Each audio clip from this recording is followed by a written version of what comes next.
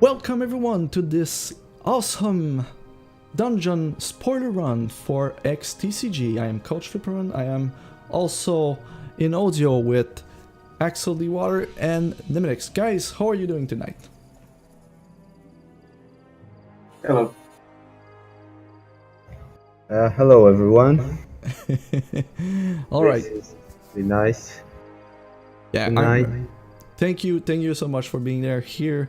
So this is spoiler video. We're in the middle of the dead of winter spoiler season, and tonight we've got a nice PvE card to spoil. But before, we're going to do a dungeon run, and I figured since we're going to do a dungeon run, and we just recently had a lot of new character slots, and I've been leveling characters, I figured I might share the leveling build that I'm using. And this is even a budget build.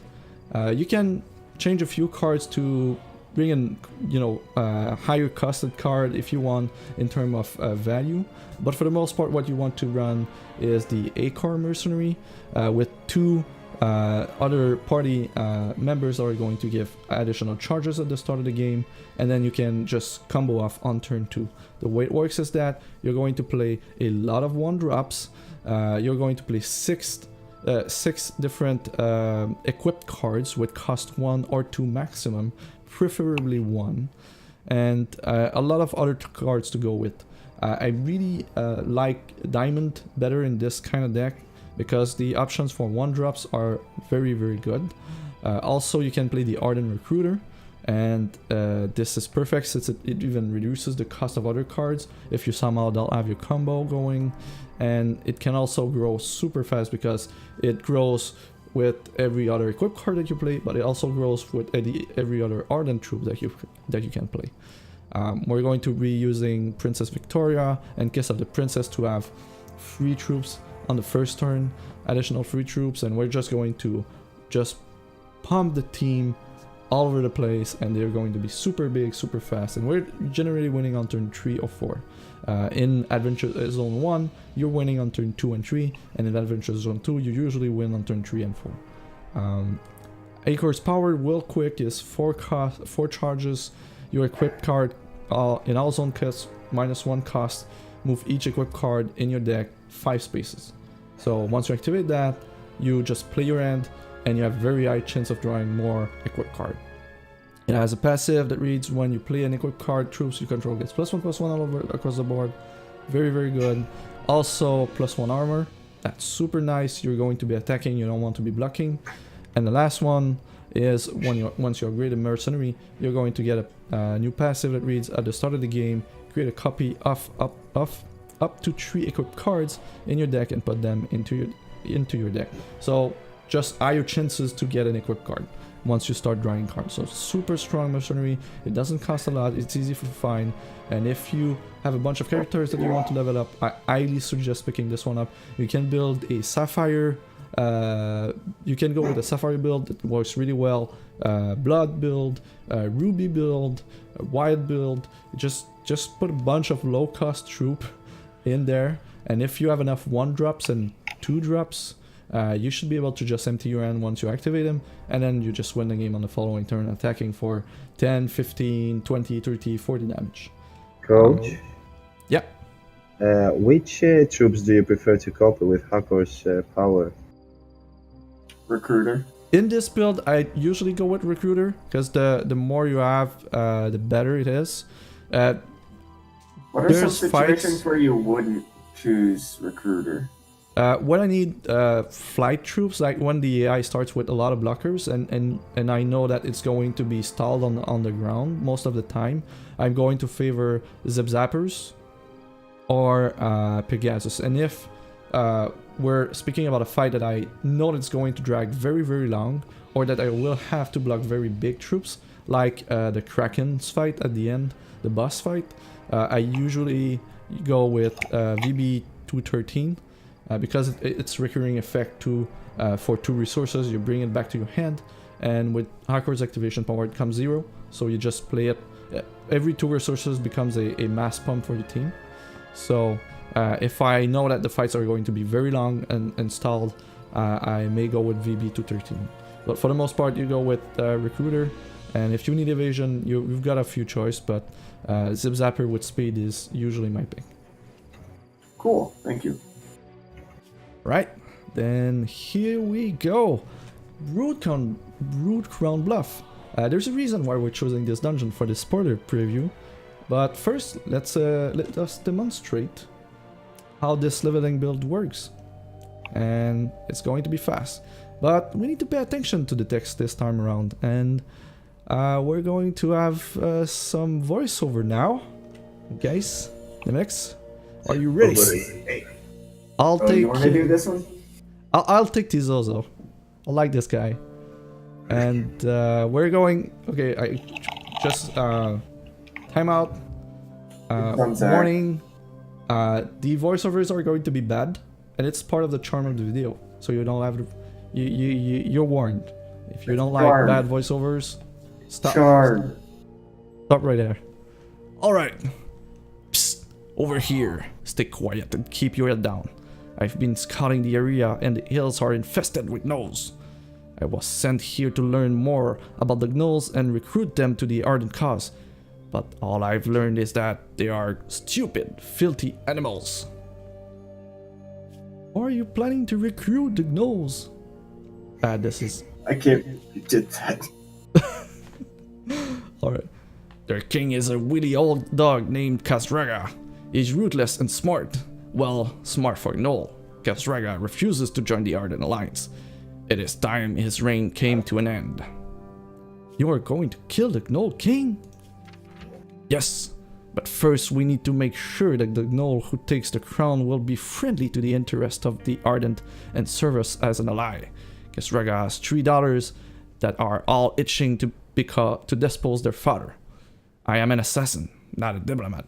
So I need you to find them and speak with them. Determine which daughter will best serve the Ardent Alliance. Then we will help her overthrow the Gnoll King. Very well.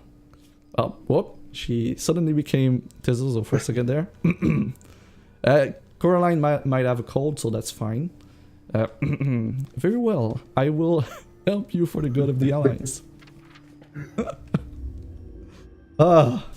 This is going to be... It's the hardest part, I think.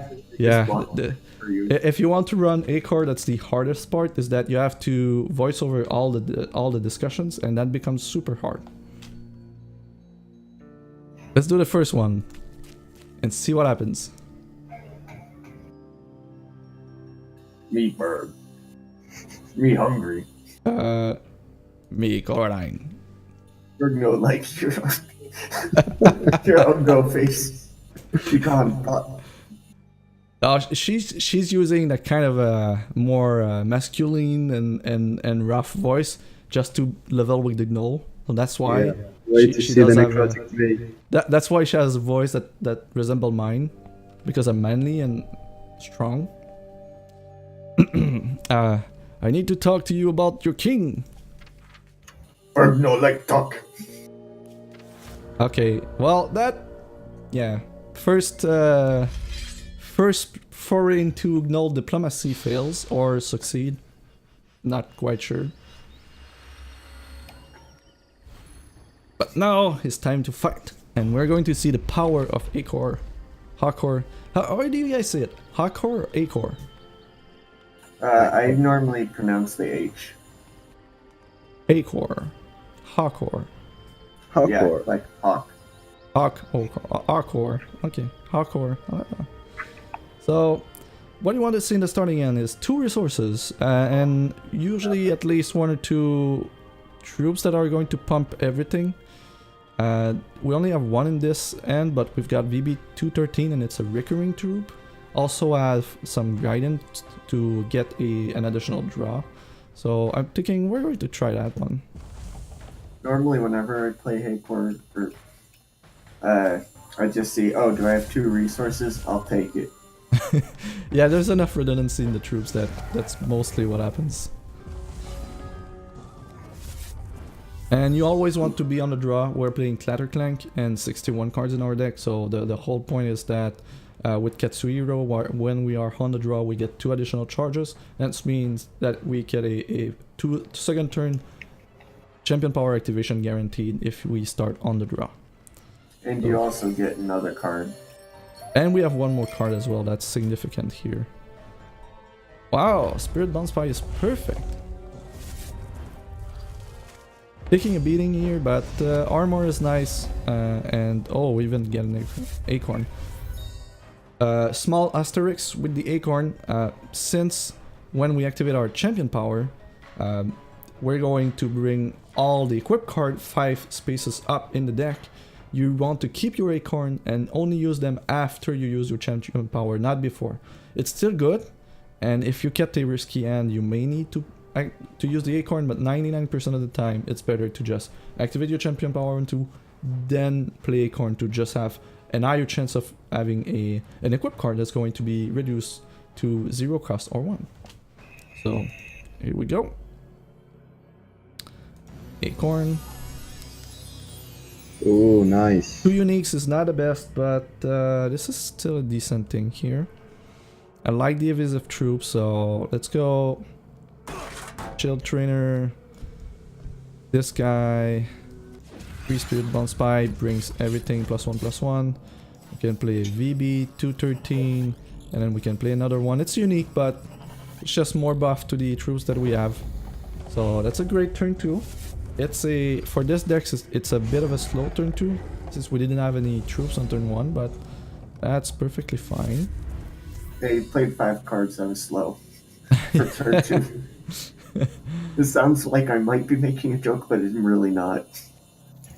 And here, and here. Here we're going to...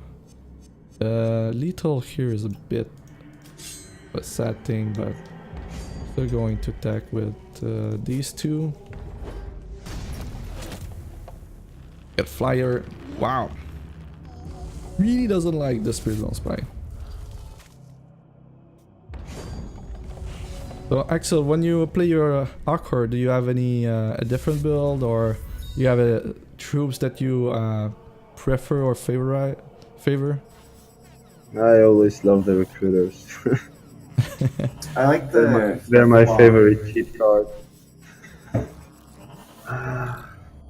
Yeah, recruiters are all-star in PvE. If you're starting and you're thinking about what card do I want to farm first, usually the answer is go in the 3rd dungeon in Adventure Zone 1 and farm recruiters. There's not a lot of cards that are that great overall in PvE. I could have used this to get more boosts, but we should be pretty fine right now. And here we go. And this is this is how all the fights were going to be. I guess Berg wasn't hungry enough. Oh, Berg hurt. Berg hurt. Yes, that is the point. Alright, so not quite sure if diplomacy was successful, but we're going to go on the next fight. Look, I'm human. Come to game with Zag. I'm not here for games, Noel. That's so hard, then why do you play with sister? That brood I thought was your sister? Yes, somehow. Yes, Berg is dumb as box of rocks and his other sister liar. And what are you? You like magic, yeah? Zach like magic, yeah? Zach do tricks. I show you trick.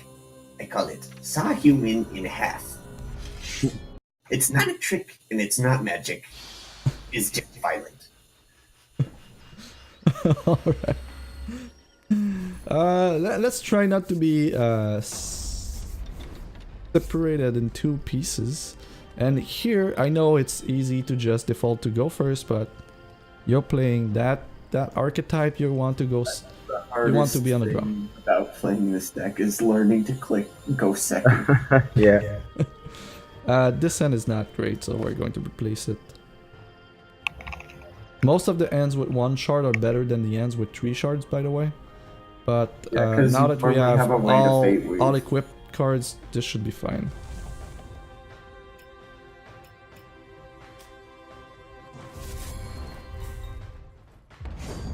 And yeah, oh, guidance.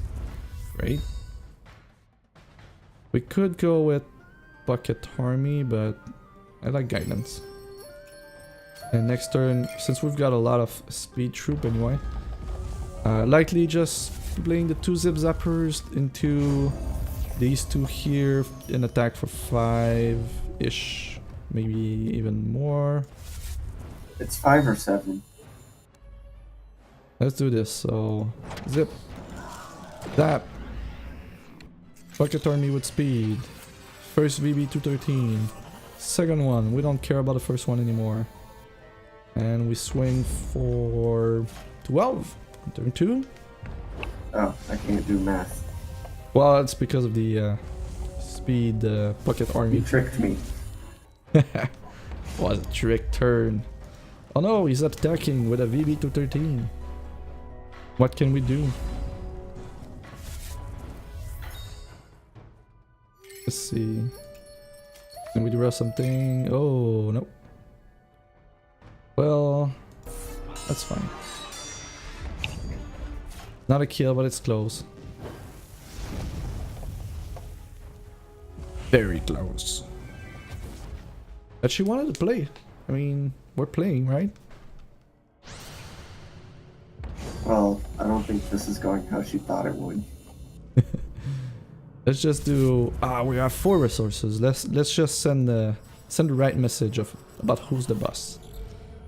And the VB213 had speed as well, so that's the ideal scenario here. Just going to attack with a biggest team. Win the game. Send a message. Right? Oh man, I can't read that at all right now. Magic, play games. I disappeared. Alright. Here we... Where did she go? Oh no. She disappeared. She went over there. Oh, that's sad. As we're going to... What's the third sister? It's... Vargar. Funny name. Alright, I'll get this one. I smell it coming from a mile away, like dead skunk. You no belong here. Are you one of the Null King's daughter? Why human care about King of Brutecrown? King old and bad. New queen will be better. No stinky human be king. If anyone be king, it'd be Vagar. So we sense a bit of a Russian influence on I Vargar. need to chew my words more. We'll see if she can last more than 4 turns. I got a feeling that maybe with the life drain troop we need to go second. That's really important. You've got armor. And a bad hand. No, that's a good hand. They're all equip cards. But you have a good hand, so maybe. You know what? Let's go with Zip Zappers. Let's go for speed. The need for speed. Guidance first turn or a troop first turn? Hey guys, what did who did you choose for a queen the first time you ever played Berg. Brutecrown? I gone with Zag because she does magic. That I always prefer magicians or spellcaster. I don't remember. I didn't choose Zach. I think I chose Vargar, so I got really stuck on Nog Nog. Oh wow, we all chose different people. Okay. Oh, so you chose Berg? Yeah. Bird Why? was the most entertaining to me. I guess that's a good option. So here we're just going to dump our hand on the board with Zip Zapper Well, I think first. 'Cause- everybody just chooses Zag now because it's the best one. yeah, it's It's the best one well, for no. as much as it does have a small small impact, but yeah, it's the best. It's not like the other choices are bad. It's just if you want to go optimal, you usually choose Zag. And we'll get into details just after the fight. We'll get into Oh right, yeah, we got into that a little early. and just attack with everything.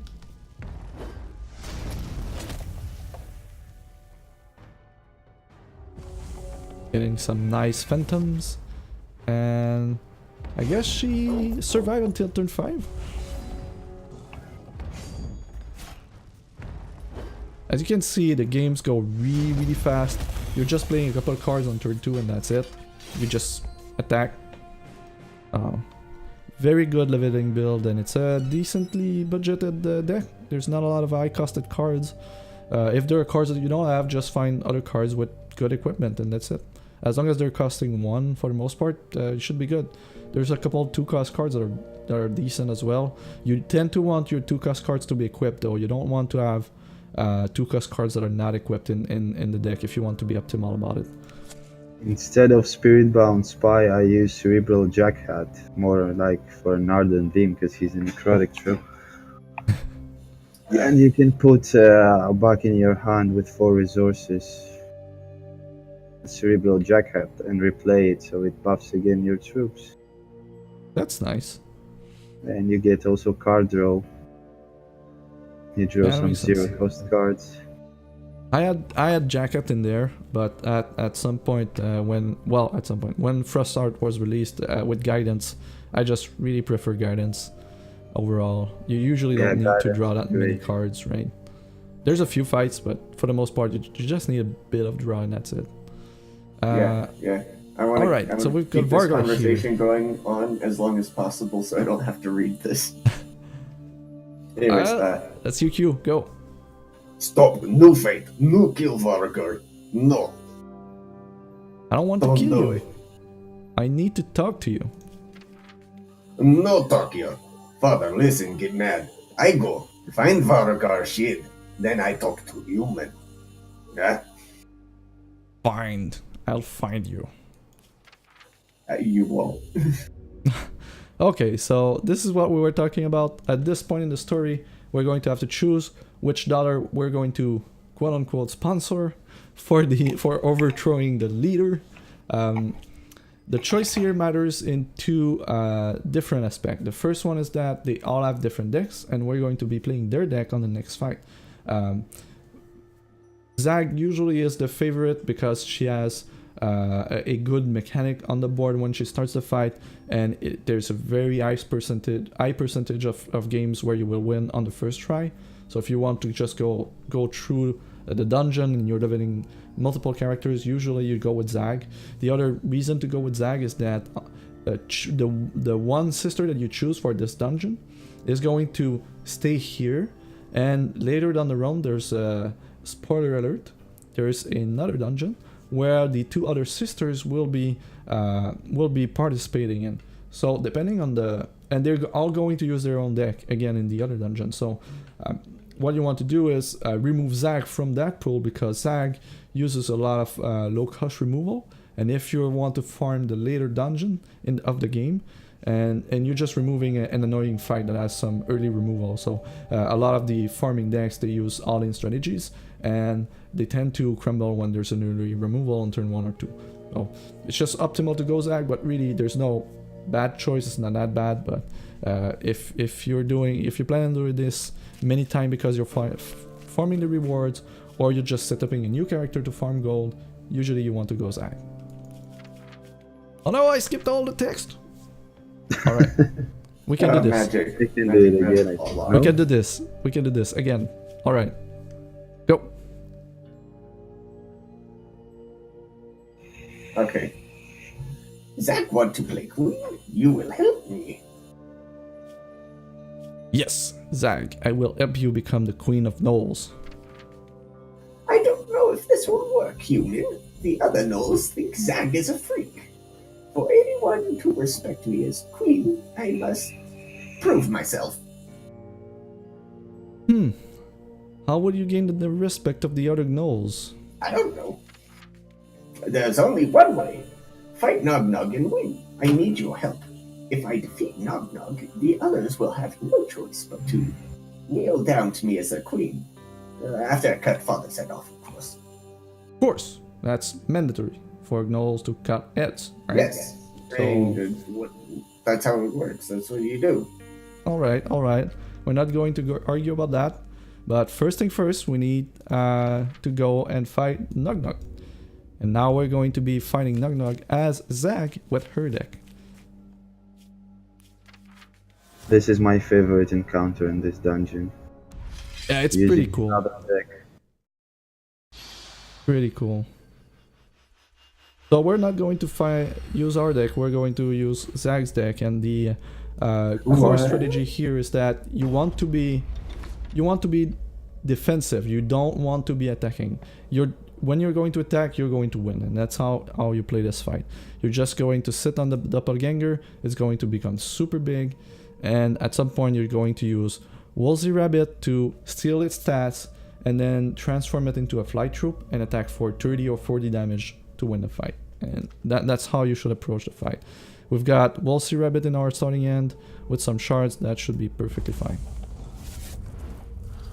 The start of the turn, Doppelganger is going to become a copy of a troop, and as it changes from troop to troop, it gives the bonuses that he gets. So right now he got +5, he's got +5/+5, and if he transform again, he's going to keep that and get another bonus and then another bonus, and he's going to become super big. So this is how we do this. We've got plenty of health. We start with 30, and we're just not attacking, not at all. And then normally on turn 2 he'll do this, like almost every single time. It's going to kill your doppelganger that is transformed into Nog Nog, but Nog Nog has a text here that says Death Cry, revert this and put this into play exhausted. So as a Nog Nog, it's going to die, revert back to doppelganger, and then you, at the start of your turn, it's going to transform again into Nog Nog because there's only one target. That's the main reason Zag is the best one for this fight. Because it's really consistent in the mechanic here that you want to use to win the fight. Kills the troop again, that's not a problem. We're still going to get another Nog Nog here. And now it also has draw a card on it. Yep. The one thing that you don't want to do is, as long as there's only one troop on the other world or two, you don't want to play additional troops unless it makes sense. Just to make sure that you have higher chance of getting another hit on Nog Nog from the doppelganger. That's a key part of the fight, so... Well, he's going avian removal right now. That slows us down, but that's okay. Taking another hit, that's not a problem. We've got another doppelganger. This is really, really good. And still, we are not attacking. Because Nog Nog, when he attacks, he's going to get stunned. And it can only be readied with the champion power of our opponent, and we don't have it. So if we attack with Nog Nog, we're kind of screwed. At least until it transforms into yeah, something until it else. transforms into something other time. thing. But at some point, you do want to have a good blocking line so that the AI doesn't attack, right? Because you're going to get killed. He does attack for a lot of damage if you provide him with an opening. So we're close to turn 6. Went online. And we're going to play a Woolsey Rabbit now, so that we have one in play. And the fight can end two ways. You can just attack with a bunch of Nog Nogs that have Crush for a ton of damage, or you find a Flight Troop and attack with a Flight Troop. Here, early on he played a ton of removal, so that means he doesn't have a big board. Yeah? It's just it went to Rabbit. This one is still going to change next turn. So I guess You can steal the buff of Nog Nog. yeah. But I think we're going to do this. Steal the stats of the biggest thing on the board. And then you become a Nog Nog. To have a bunch of crush damage. And this guy is not unique, so you can use your champion power on 6 to have another one. And then we can attack. Let's just wait. Yeah, let's just wait next turn. If we're not going to get a kill, I don't want to attack. We're at 17 health, that's a bit low. Oh, it didn't revert? Wait. Oh, this. Yeah, it didn't. It wasn't Nog when it died. Okay, but we're looking for 41 rush damage there, and we've got a flight troop and a Wolsey rabbit. So this is more has to block a decent amount of damage right there, or he dies, and he dies. So that's how the fight rolls. You just, you know, use your doppelganger to grow a big ass troop, and then you either create a big ass flyer or you just attack for a ton of crush damage, and then you win.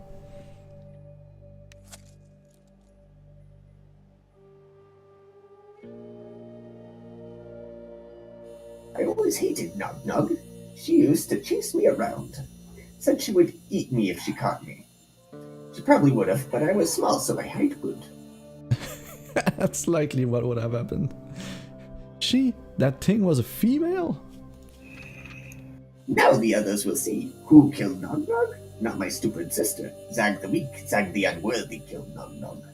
Queen Zag deserves the crown, they'll say, and if they don't, I'll rip out their guts. Yes, let's go, Zag. Yeah, Alright, so I'm ready.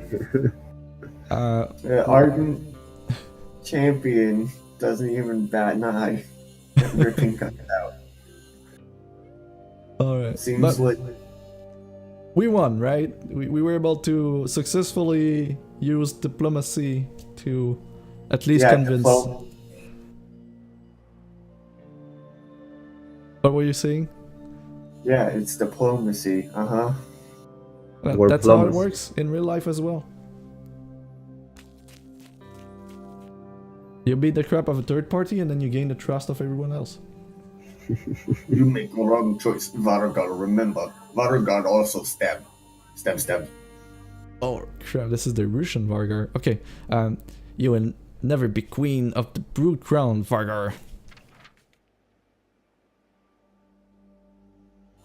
Berg eat human. Borg eat hub. I don't know. Get out of our way. Just get out of our way, Purg. You're Give her not a worthy sandwich. of the crown. Just give her a sandwich. That will distract her for long enough. So, we're now going to the key part. The culmination of this dungeon. We're going to overthrow the king. And technically, we're not even killing him because it's Tezozo that kills him. He said that earlier at the start of the dungeon that he would kill the king, but we need some diplomacy going. So we're just here to, diplomacy. render him to submission, and then Tezozo can just sweep in and just bang. So I at first I felt bad doing this dungeon, thinking I would kill the king, but it's not really us that kill the king, really. Do you want to embarrass yourself, Axel? Yeah, Axel, you're the king. Here comes a human with my traitor daughter-in-law. You brought this on yourself, Kazraga. Yes, I refuse to play along with your ardent alliance. You only want to use gnolls as shock troops to die in your endless wars. No true king would allow gnolls to die in some human war. How many of your own kind have you killed to keep your throne? A gnoll named Scott was one of my most trusted captains. He thought he could reward something and take my crown instead. I took his arm. I let Scott flee with his tail between his legs so he could live the rest of his life with his failure. But you human, you I kill. You're finished! You're finished, Kazraga! Alright. Jeez, I thought you were supposed to embarrass yourself. Didn't I? Really? That was actually not that bad. That was cool. I think we got a winner in voiceover. I am intimidated by Kazaka right now. Holy hell. He means business, this Kazraga. So, what's interesting in this fight is that it is, I think is it the only, no, it's not the only stage fight in the game, but that's certainly that's the only one that has like 4 stages, and that's a really cool fight. also, this is where most of new players will hit the wall. I call this fight the gear check of Adventure Zone 2, is that you start Adventure Zone 2, you get into the first dungeon at the entrance, and now you have this fight. And usually when you're not prepared, you're not going to win. This is a long did fight. you just rush here because a guy told you to and you didn't actually read it? Well, I guess you have to go back and do the other stuff. Nah. But yeah, this is where a lot of people have trouble, and what you need to do is go tall, because you want to have blockers to make sure that when you complete a phase, you still have defense. And if you have a big enough defense, the eye is not going to attack, and then unless you keep up your health until the last phase of the fight against the king, and that fight is usually pretty hard if you don't have a very strong defense. This build in particular is pretty cool at that because it's going to go both wide and tall, so usually that's not too much of a problem. There's a key card though in the deck, which is VB213 and a recurring buff, and we really want it. So even though this is a keepable hand, I'm going to replace it to use my first mulligan just for higher chance of getting really good hand. VB213. Well, we will have the time to build a good board. That's not a problem. We've got VB213 here, so I'm pretty happy with that. Yeah, okay. And since we have one VB213, the other thing that we want is flying. Usually, if I don't have one, I'm going to just select them.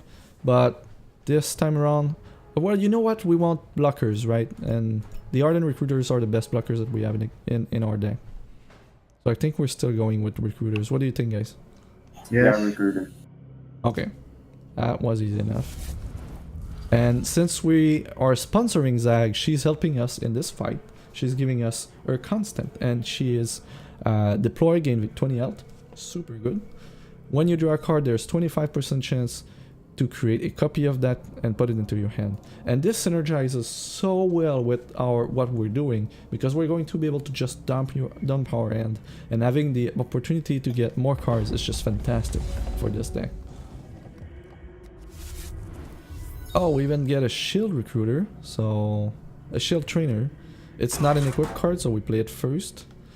And next turn we're going to play these two and guidance for something nice. Hopefully. Hey, we've got a recruiter, look at that. Going to start by using our power. I'm going to start with guidance just to see what I'm working with. So, you know what? I know it's not optimal, but I'm going to play the Ardent Recruiter, the Ghost Mage first, so that it gets more buffs, because that's our fly troop here, and this one is going to get big one way or another because we're going to play more Ardent troops. Yeah, and I'm not too sad about that. And we've got a recurring VB213, so. Yeah, I think it's pretty important to start getting that flyer as big as soon as possible. Yeah. Or big as soon, yeah.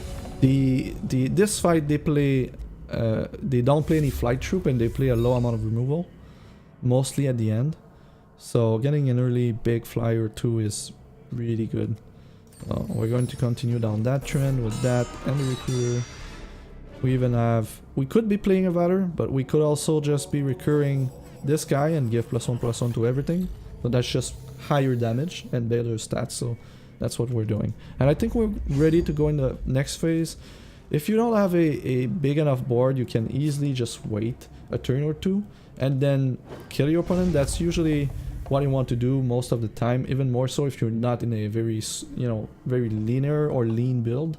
You want to take your time on the first phase, set up your board correctly, and then start progressing. Now we've got King Kazraga, so Axel, fire away. Okay. Grr. What a weakling he was. Come down here and fight me yourself, you coward! You think I stayed king by fighting my own battles? Why did I send a gnome to do the job of two? That is a fair point. And that's the scariest King Kazraga I've ever heard. No, we've lost the 213! We've got a duplicated Porkit army now, so I guess we have that. this, and this. And technically we can create another one and play it. And we can attack for 15. Do we have 15? We should have more than enough. 8 plus the rest here that flies are going to go away. And if you're... Oh! Kazraga Halls of Rage echo through the crumbling ruins. More and more gnolls begin swarming into the castle grounds. Oh, we've got a bunch. Alright, and that's why you want to have defense. Every time you kick off a phase. Oh man, that's why is there so many? Oh, that's the battle guy. Yeah. Got another pocket army. Oh, we've got a zip zapper. Really love zip zappers. Play this on him. And we're going to attack with enough so that next turn we're going to kill him. And as I was saying, the reason why the Ardent Recruiter has flight is because of the equipment on the Glorious Pegasus. That as a deploy, a random Ardent troop in your hand gets flight. This guy is really annoying. So we may even want to play VB213 and just keep it in our hand. And as soon as we have 4 resources, we can do it twice a turn. But yeah, the fight guy is annoying for sure. And now we've got the king. I can see the text. Ah, The okay. textures It's are really fake. fuzzy. Give it a second. It's worth it. I should have killed you off long ago, Zag. You've always been a weakling. It's over. Castraga, concede. Enough! Vargar, Barg, come here, defend your father. I am the king of gnolls. God, I like this. Alright, so last phase, really hard. If you don't have a strong defense, do not start this phase. This is what will normally kill you if you're not ready. Yeah, if you don't have any defense, you're dead in this phase, because if you attack him and then you pass your turn, you don't have any blockers, he's going to attack you for 20 or 40 damage easily. The daughters are really strong. Yeah, they're both very strong. Do we want to VB13 now? Just to have one more? But he's going to kill it. I don't want him to kill it. We have enough defense, right? Should be fine. Okay, that was great. We even got an Ardent Recruiter. And we can pump everyone. Bring him back.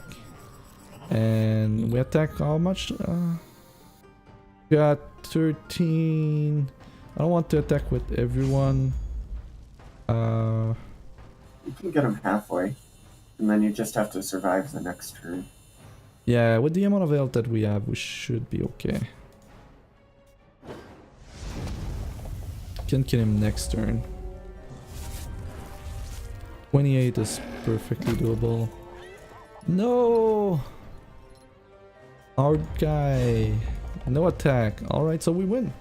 So, if you're wondering how to kill Kazraga, then this is how you do it. With a bunch of very big and evasive troops that attacks for a ton. 2 swing. You got a kill. Dead. Now there's actually text, but I think this is Tezuzo now. I think you're just talking to Zag. Go Zag. I can't read it right now. But give it a second. All hail Queen Zag. I magic. Remember, you promised you would be faithful ally of the Ardent. Yes, we played the game now. I'll take a rain check. Another time, I have to go now. Bye. And Zag never got her game. Never got her game. Oh, there's Tezozo. So technically, you just swept him and killed the king after we were able to neutralize him. I see you choose Zag to be the new queen of gnolls. Do you think she will serve the interests of the Ardent Alliance? Yes. Zag is the smartest gnoll of the bunch. And also, you're welcome for doing your job for you. Well done, friend. We'll need to report your success to the Ardent Command. The nearest city is Wakuna, to the west. Head there and speak to one of the Coyotl shaman. I will. Or, you could just not do that. Make Coctopult, forever drink the blood of your enemies. Sure. Goodbye. You kind of don't want to have a long discussion with this guy. I get a feeling that he's not that great an influence on us.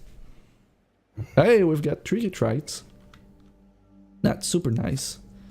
And this end our dungeon. Sporter pretty true. And this wouldn't be a sporter without revealing a sporter, guys, right? I think this is the best time to do it.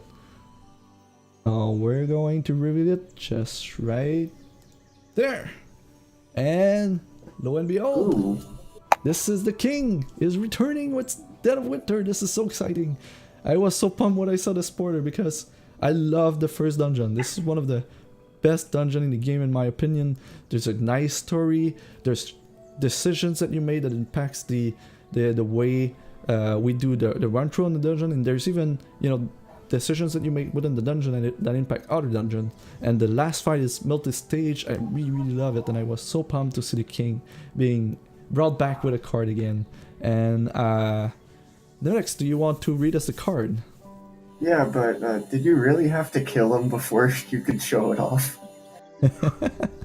Otherwise, you wouldn't get the card. He's a spirit, right? If we don't kill him, we don't have the card. So we had to kill him first.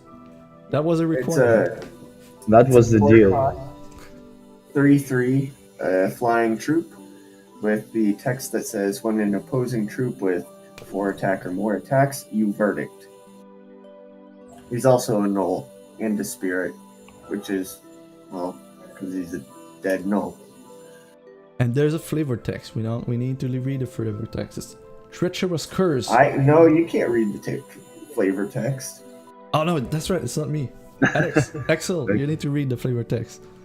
Treacherous curse. You won't be rid of me that easily. Huh? That's good for a spirit. I really love it. This is so nice. I really love when we get these cards that are follow up on the story. There's plenty of that in PvP, and most of the PvE cards we've been getting with the PvP sets were tied into the PvP story, but this one is tied into the campaign story. It's really cool. I love it. This makes me wonder though, because usually when we get PvE cards with a PvP set, they're either from the chest or the chest spins, but this one is tied to the campaign. So does this means we're going to get a small? Do you think it's gonna be campaign? They're gonna add it in. I don't know. Kind of like they did with the parrot. Maybe that could be one thing, but that that's a question, right? So it doesn't make sense to me that this comes from chest with the current storyline that we have. Maybe it has something to do with the upcoming minor PV updates. Well, they did say that they would, at the very least, do small upgrades or changes to Frustrating Arena as the story develops. So maybe that's a Frustrating Arena drop, but even then, he's not part of the Frustrating Arena story, right? No, he's not. So, that might be an indicator that we're going to get some cool PV things. I hope. But really, he's probably just going to be from the wheel or a chest. Yeah, very likely. It's fun to very think likely about, just from the wheel of fate, but. Yeah, want to talk equipment? Well, first let's go over Verdict because it's a new mechanic for the set, and maybe not everyone knows about it. So, Verdict is a mechanic that's going to provide your opponent with one of two choices, and there's always going to be two choices, but there's a pool of options that are going to be pulled, and they're not always going to be the same options. So there's always going to be one option that's going to be bad, for your opponent, and there's going to be an option that is good for you. So either way, you profit from the verdict, and your opponent is going to be in a worse situation. But what a verdict can do is, it can be either for the positives for you, it could be you drawing a card, it could be all your troops gets +1/+1, things of the sort. And the same thing can happen to your opponent as well. So the negatives for your opponent can be that your opponent is going to have -1/-1 to all their troops, they're going to discard a card, etc, etc. The thing that is important to note is that the game will choose options that are relevant to your game at the moment the verdict happens. So if you don't have troops, they're not going to give the opponent the option to just give +1/+1 to your troop, because that would be, in a sense, negating the verdict. So the game will always produce a set of choices that are 100% going to end up being positive for you. It's just that your opponent is going to choose. Now, if we're doing PvE, it's going to be very interesting to see that kind of decision that the AI will pick. And probably not a very smart one. Well, it depends. We've seen some opponent making some very good plays over the past FRA upgrade, so I wouldn't put it past XTCG to maybe give the AI a quick nudge with verdict. That would be cool. If not, it's always going to end up being positive for you. I mean, that should be good anyway. But it's not going to be something game-breaking verdict. But if you can stack them, now we're going to, you know, accumulate effects that are going to be worth a card and even more. And what this card does is that it triggers for every troop that attacks, that have 4 or more attack. So you can potentially trigger more than one verdict in one turn. However, that should be a very bad thing, right? Yeah, like if the opponent attacks with 5 or 4 troops with 4 attack, then you'll get 4 verdicts, and maybe the AI chooses to debuff their troops, so they all have no attack. I guess the chance of getting like 4 triggers of -1/-1 is very small overall. But I get your point, right? The more troops attack, the worse it is for you, because you obviously have being attacked by 4 attack troops. And usually when the AI decides to attack, it's either there's a significant advantage for him to attack, or you just don't have blockers. And sometimes it just means you're dead. But if this guy's out, then maybe you're not just dead if the AI is deciding to attack. Yeah, maybe. It's an interesting card, right? Because first off, it has 3 defense, so it's not going to dissuade the AI from attacking. So that's a positive, right? So I guess if you're playing Spirit of Kazuraga, you want to trigger verdict, so you don't want your troop that triggers verdicts on attack be too big so that the AI doesn't decide to attack. Yeah. So, I think it will always attack. It's like maybe like Halls of Kukatan. The troops always attack. That's right. So we can even combine this with cards that give negatives to your opponent when they attack. Halls of Kukatan is a great example of that. It does 1 damage all attacking troops. So if you stack Halls of Kukatan and you have this guy in play, yeah, he's going to attack because you don't have a lot of troops to defend, and they're going to lose most of their troops. And for the rest, you're going to get a bunch of verdict triggers, and that could be a very good combination of cards actually. That's neat. What else could work well with King Kazuraga? I guess any verdict synergies, because this is a verdict enabler. Yeah. We already have a couple cards from the Twilight Council that are verdict synergies, so that's great. There's that one that I really liked. It was I think it was that thing that verdict and then went back into your deck. There's also a constant that lets you choose a verdict instead of making your opponent choose. Well, that's super strong. If you can stack verdicts and you choose the best of 2 option, I got a feeling that the verdicts are going to be worth close to a card draw at that point. There's also a constant that says when you play a spirit verdict, you control have +1/+1, so maybe we'll have some spirit themed decks. Oh, Yeah, maybe we'll get more PvE spirit card. We already have a couple. And yeah, that's a good point, right? You could, but I guess since he is a verdict enabler and his body is not that great, I think where we're going to want to use him is in a spirit deck with all the constant verdict enablers, and then you just stack up verdicts and you're always attacking because you do want the opponent to attack.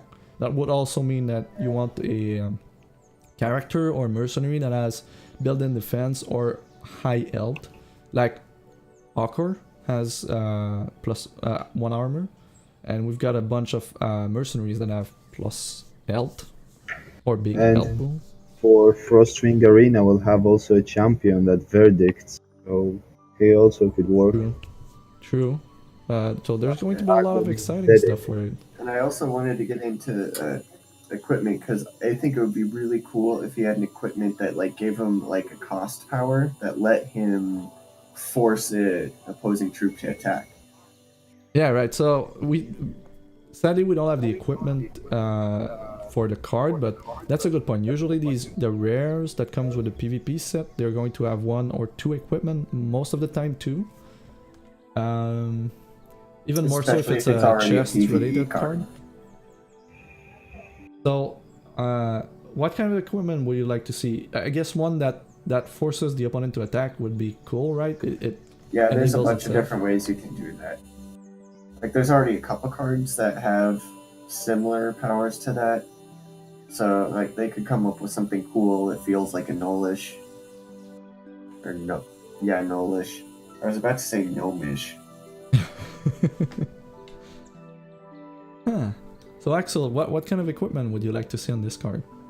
I think it would be nice if there was one that was lowering the prerequisite of the attacking opposing troops, like the flavor would be technically when an opposing troop with attack 3 or attack 2 attacks, you verdict. So you can verdict more easily and more often in the game. Oh, that's a very good point, because there's a lot of 4 attack troop in the campaign and even in Frustrating Arena right now, but if we can somehow lower it to 3 or 2, I think 2 would be a very sweet spot. Like you would trigger a ton of verdicts at 2. That's a good point. That would be a sweet equipment.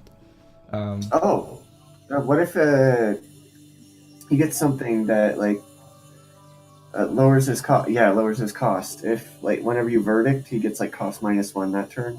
That'd be neat. Oh, because he is a little expensive for PvE. Well, that might be. Well, I don't know. For cost when you verdict. Well, it's for that one, for that turn. Oh yeah, for that turn. Yeah, because if it would be permanent, that was in all zones, that would be insane. It would likely be free all the time. But yeah, I think like you said, right? -1 cost for the turn when you verdict. So you could be playing him on turn 3 if you've got a verdict trigger somehow, or you play a 1 cost spirit and you verdict, and then or maybe he could get in all zones -1 cost. That would be really good. It seems that verdict is tied to the Twilight Council and the spirits, so maybe it could be -1 cost per spirit that you have in play.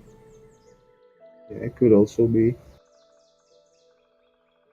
Like tie in with the spirits, because he's a spirit.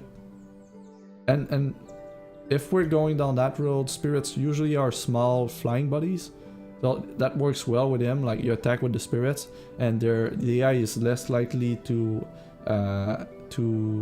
stay defense when you have a bunch of small troops. So you know what, just give him a spirit slippers. Spirit slippers. You can play him for free. Well, we already have that in the game, and it's fairly good. So maybe not for long. Guy too. Oh well, to that kind of trigger. We only have one of those. We should have 2. Maybe it's something more specific, like if a troop with 4 or more attacks you, you play him for free. Yeah, from your deck. Get an instant verdict. From your deck, wow. From your deck. Well, if we follow the current pattern, from your deck would be with a certain percentage, or if it's within the X card from the top of your library. But that could be something like that. Like, he's coming for revenge, right? So it's kind of a surprise.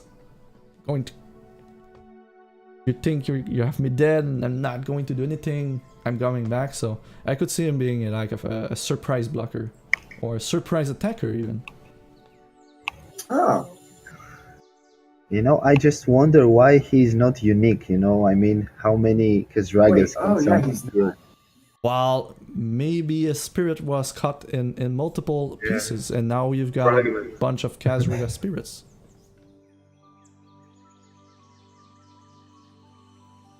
But no, I found it, yeah, that's kind of a named character, and usually they are unique. But I guess this one is the spirit of the character and not the character. Yeah, maybe. But with an enabler like that, it's kind of nice, right? If you stack more than one on the board, and you you start triggering verdicts, you're going to have a lot of verdicts. The only thing though is that 3/3 flight for 4 usually in PvE is not. It's even worse than in PvP, and you wouldn't play this in PvP even with flight. In constructed, you will need more. But it has more, and we're likely going to have 2 equipment. And I think with already what we're seeing, assuming that there's at least 1 good equipment, that could be a fair card for PvE. Yeah, I want something that makes them easier to get into play, and then something that makes your opponent have to attack. Yeah, something I think to make him, let's say, playable at more competitive level in PvE, I think to give him a good chance of having his own thing going with Verdict, I think he needs some kind of ways to, yeah, make it easier to play. But maybe there's an equipment that's straight up -1 cost. I think just -1 cost would be fair. Yeah, you could, yeah. For 2 costs it would be too good, but maybe they want to push a Verdict archetype in PvE because that's the new, that's the new keyword, and they want to give us a good tool to build strong Verdict-oriented decks, and I can see this. Maybe it has very strong legendary equipment, and that becomes an archetype in itself in PvE in the future of PvE with Dead of Winter. That's one way to make people want to get more more of the new cards, even though they're a PvE player. Provide them with strong enablers for the new keywords or mechanics. That's a really good point. I've not considered that. There's a chance we're going to have a Spirit of Kazraga Verdict deck. That would be so cool. Yeah, give them the thing that costs -1 for each Verdict you do that turn. That'll make that deck good. I think. Oh, I'm seeing here in the spoilers another nice constant that is 2 double diamond 3 cost when you play a resource Verdict. Could also work. Yeah, I think because Verdict in itself is close to being equivalent to a card worth of value. Not all the time, but there's a few that are, and I guess if you stack them incidentally by your opponent or you doing something else, I think you're going to, accumulate a ton of value, and I can easily see this being just a strategy in itself, right? You just play cards that do something, and you also stack up verdicts. Like with the champion and the 2 constants, you can Verdict 3 times on turn 4. Yeah, you can do some great things. There's a lot of ways to play a lot of Verdict. Yeah, it's still a bit fuzzy how much a Verdict trigger is worth, but as soon as we get the set and some experience with it, we'll know. But assuming that it's close to a card, or maybe we say 2 Verdicts equal 1 card's worth of value, having an engine to generate Verdicts is kind of nice. And what I like with Verdict is that it's going to be different every time, so it is going to create good, you know, very good experience very good play experience, because sometimes you're going to have a buff, sometimes you're going to draw a card, sometimes they're going to discard, sometimes they're going to lose a bunch of troops, and it's going to be fun to see what happens. Like it's like a lottery every time, but it's a lottery every time, but it's a lottery that you always win. Like, that's the best thing in the world. The loot boxes. Loot boxes. But yeah, I guess. Do you have any other things to say for our spoiler tonight for the Wardens of Intret? Sorry, Kazuraga. You had to die. Yeah, we kind of had to kill you before the spoiler, so yeah, I guess I feel a bit sorry for that. Axel? Yeah, no, everything's good for me. You know that from now on I'm going to add you a nickname to your Discord account. It's going to be Kazuraga. Sorry? Kazuraga. No. But you did a kicker, you did a killer voice for him though. That was nice. Alright guys, thank you so much for being there to record this impromptu video, but I think it makes for an entertaining sport. And thank you for inviting. and see you guys later. Hopefully we get a ton more spoilers and the release date is not too far away, and maybe our conspiracy theories about this maybe a sign that we get the small upgrade to campaign with the new set release. That would be nice. So we'll be hopeful, and thank you guys for watching. See you next time. Bye.